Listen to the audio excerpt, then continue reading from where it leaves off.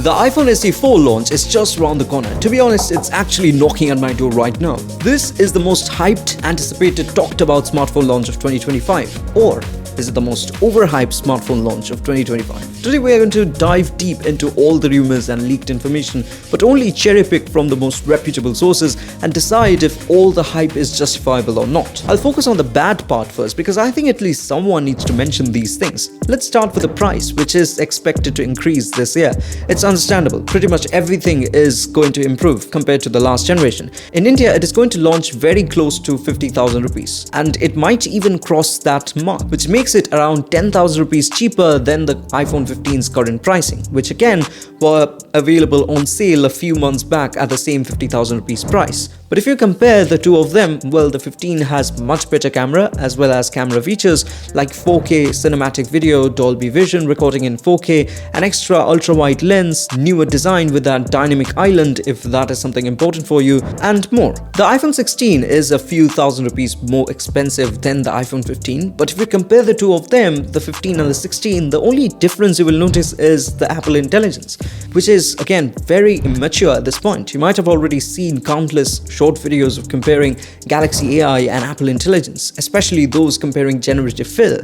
The results have a definitive verdict favoring Galaxy AI, quite literally crushing Apple Intelligence in almost all outcomes. You might argue that, well, the processor is different, it's faster, but trust me, it's not noticeable in day-to-day use. Now, you also need to compare software support. The 15 will be already 2 generations old with the release of the iPhone 17, so only around 3 years of support left. The 16 has 4 more years of support, whereas the iPhone SE 4 will get around 5 years of support since it is going to be released this year itself. But if you start focusing outside of Apple, it only gets worse because you start to notice more how overpriced this product is going to be. For starters, the obvious 60Hz display, whereas 120Hz is the standard norm right now in most Android devices. Even my cheap Narzo 70 Pro here has a 120Hz display. And then the pathetic battery capacity, which is expected to be 3279 mAh compared to the Narzo 70 Pro again, which packs a heftier 5000 mAh battery. I'm not at all into gaming, so this phone can literally last me around 2 days. I actually have a friend who is a former iPhone SE user. Recently, he actually switched to the Nothing 2A, and I remember while he was using the iPhone SE, he would constantly complain about the battery.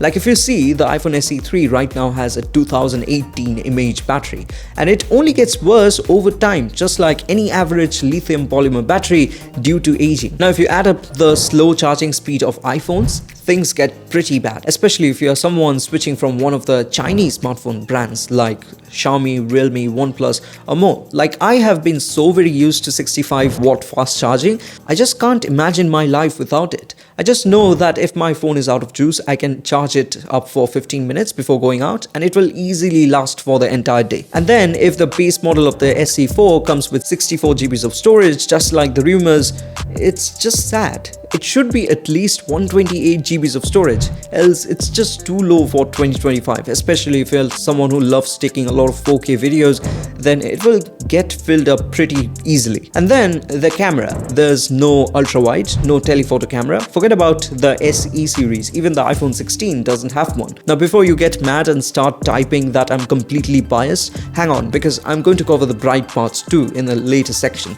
And yes, all of what I said are completely based on rumors and speculations, so they still can get better. But at the same time, Apple needs to make sure SE4 doesn't become better than the latest iPhone 16, which is the upper bar of the product expectation. And yes, the lower bar being obviously the iPhone SE 3. And all the rumored specifications I've mentioned fall right inside this range, be it battery, camera, design or anything else. The processor might be the same as the iPhone 16, but they are probably going to clock it down. Remember the first MacBook Air on M series chip? The same thing happened over there when the Air and the Pro series got the same chip. But there's a catch to the catch. On surface levels, when you compare just numbers, it makes sense tagging any Apple product as overpriced and underpowered. But trust me, it's actually more complex than just comparing numbers. You need to remember that Apple makes software as well as the hardware, which means there are some crazy level of optimizations going on inside. And because of the much lower number of iOS devices launched every year, even third-party apps get a ton of optimization for each of the supported iOS devices. Like every year, Apple launches around 4 to 5 smartphones. If each of those smartphones have major support for 5 years, the number stands at around 22 devices. Now if you compare that number with the Android devices launched every year, which amounts to a wild range, roughly 500 to 1000, like Google had counted in 2016, and there were 600 Android devices launched that year. Now if we take an average, say 750 smartphones, and system software support extend averaging to 3 years, there are 2250 Android smartphones which require maintenance.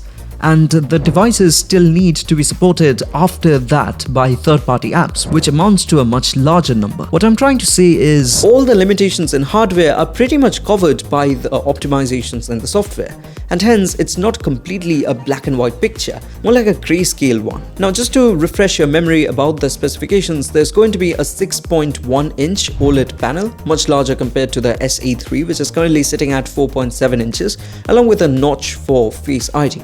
So you can expect the phone to be larger, but remember, there are going to be much thinner bezels this time.